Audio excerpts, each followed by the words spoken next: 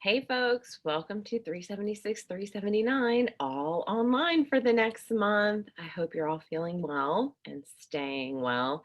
I do have a high risk individual in my household, so I will not be on campus after today. I wanted to discuss how this course is going to be working for the next month. If you haven't read my previous emails, this course will be delivered 100% online and it will be asynchronous, which means that we won't need to meet for scheduled meetings. You can do your work at your pace on your schedule, but you need to complete all your work within each week for each module. And you'll see for this week's module, I have the due dates posted. But as always, your initial responses to our discussion boards are due by Thursday at midnight, and then you're required to write 2 peer responses by Sunday at midnight.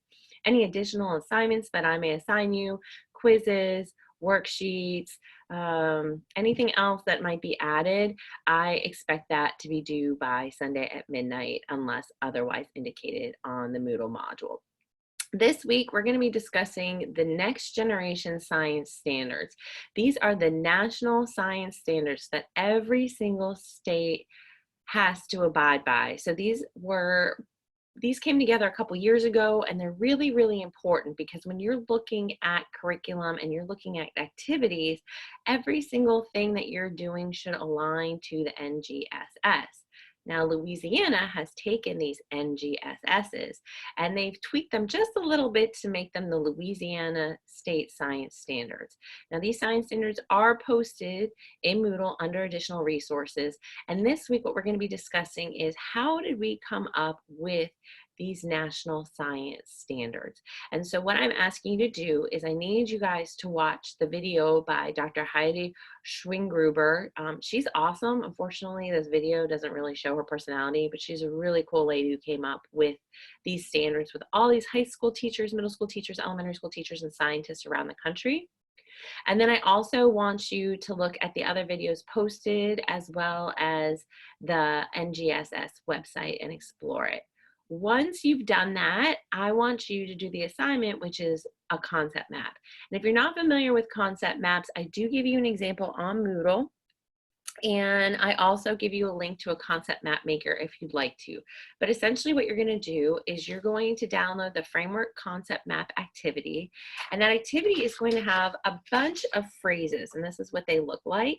My printer printed them front to back. Don't let that happen. But it's a bunch of different phrases about science and what we expect our students to be able to do. So your ability to apply the process of science, or the ability to communicate and collaborate with other disciplines.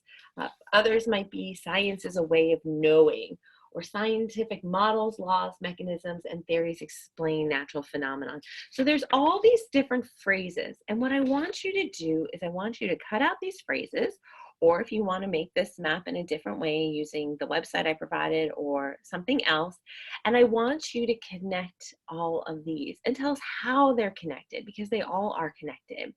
And if you're wondering if there's a right or wrong answer to this activity, there isn't. The point of this activity is to really make you think about all the different ideas that went into these next generation science standards and how they all really are interconnected, and why it's expected that teachers now teach science in an inquiry-based way.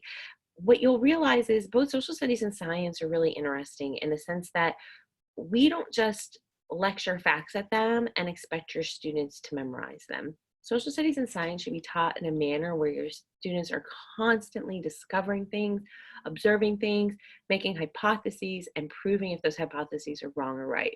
And so where we got this idea from is through these ideas of what science should look like in the classroom. If you have questions about any of the assignments or any of the content, please email me. I'm happy to set up Zoom conferencing with you or you and your peers to discuss certain things. You'll notice in your email, I noted that your Smithsonian lesson plan is due April 1st. If you have completed any observations, please upload those as well as any additional lesson plans. And we're going to get started on your science lesson plan next week. I will randomly assign you a science standard similarly to what we did with our social studies standards.